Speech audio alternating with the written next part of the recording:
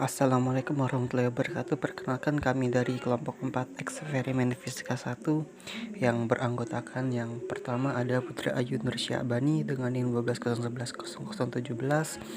Lalu yang kedua ada saya sendiri yaitu Misbahul Mustafa dengan NIM 12011018.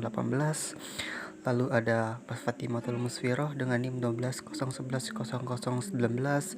Dan yang terakhir ada Muhammad Rifial Al-Ghifari Sudrajat dengan NIM 1201110021. Baik, di sini topik yang kami ambil yaitu mengenai efek fotolistrik. Untuk bagian pendahuluan akan dijelaskan oleh teman saya yaitu Fatimatul Musfiroh.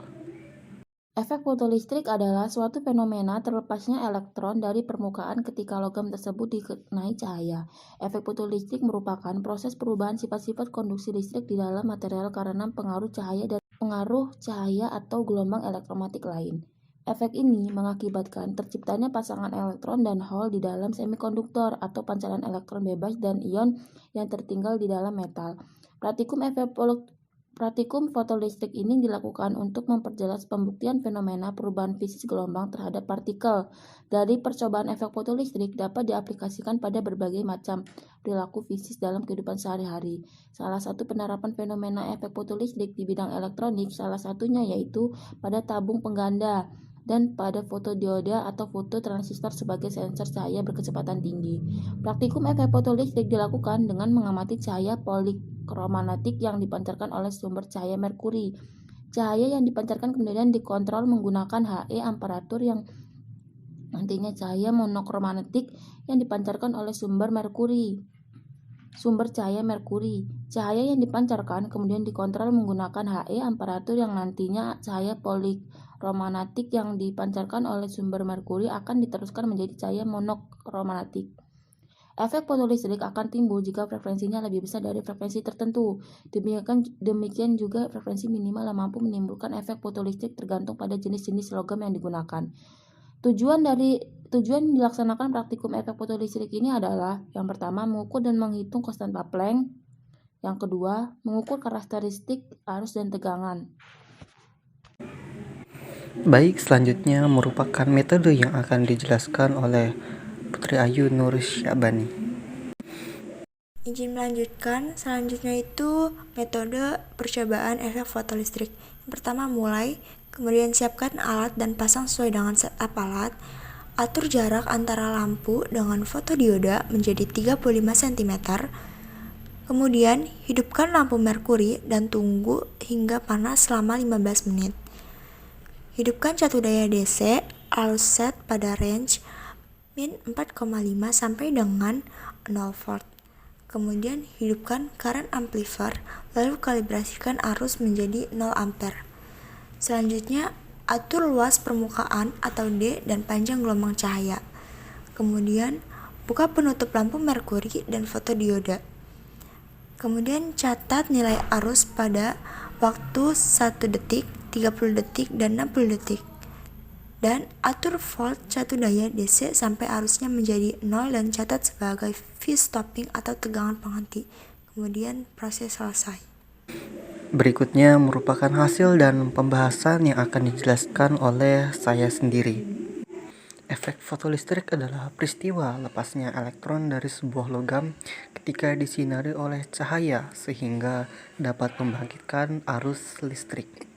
Elektron dari sebuah logam hanya akan lepas jika disinari oleh cahaya dengan energi yang melebihi fungsi kerja dari logam itu sendiri atau melebihi frekuensi ambangnya. Nah, fungsi kerja itu merupakan energi minimal agar elektron dapat lepas dari atom logam. Nah, fungsi kerja dari setiap logam akan berbeda-beda tergantung dengan jenis logamnya. Frekuensi ambang merupakan frekuensi minimum di mana cahaya memiliki energi yang besarnya sama dengan fungsi kerja dari logam tersebut. Energi cahaya dipengaruhi oleh frekuensi, bukan intensitasnya, karena energi cahaya terkuantisasi dalam paket-paket energi yang disebut sebagai foton, yang mana besarnya energi yang dibawa oleh foton ini yaitu senilai E sama dengan H dikalikan dengan F atau konstanta Planck dikalikan dengan frekuensi cahayanya. Nah, energi yang dimiliki cahaya merupakan kelipatan dari konstanta Planck yang besarnya adalah 6,626 kali 10 pangkat 34 Joule second. Intensitas cahaya hanya mempengaruhi banyaknya elektron yang lepas dari atom. Potensial henti merupakan potensial yang dibutuhkan untuk menghentikan arus yang dihasilkan oleh efek fotolistrik.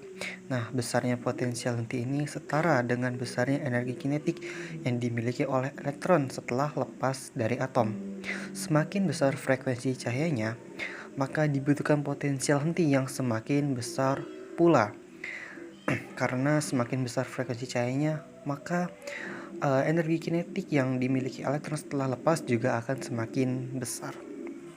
Nah, lalu arah dari potensial henti selalu kebalikan dari arah arus yang dihasilkan oleh efek fotolistrik agar harusnya dapat berhenti.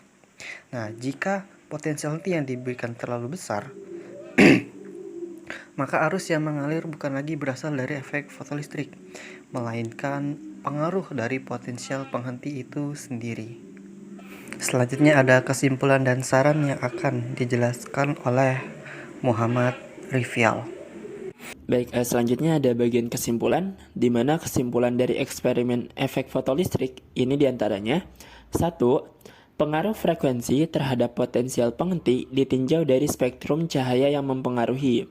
Semakin besar frekuensi dari spektrum cahaya, maka nilai potensial penghentinya akan semakin besar. Yang kedua, pengaruh filter transmisi jumlah foton terhadap potensial penghenti menunjukkan bahwa semakin besar variasi transmisi yang digunakan akan mempengaruhi besar dari potensial penghenti pada masing-masing warna cahaya. Perbandingan nilai potensial penghenti pada penggunaan filter transmisi bergantung juga pada warna dari spektrum cahayanya.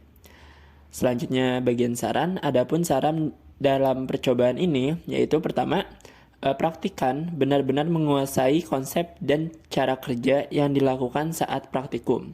Yang kedua, diharapkan praktikan hati-hati dalam menggunakan alatnya. Baik, sepertinya cukup sampai di sini video dari kelompok kami, dan kami ucapkan terima kasih kepada teman-teman semua yang sudah like video kami.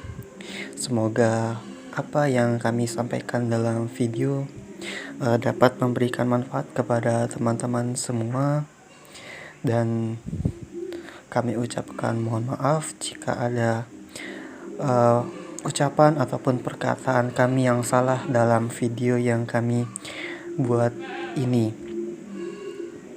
Jadi saya ucapkan terima kasih. Assalamualaikum warahmatullahi wabarakatuh.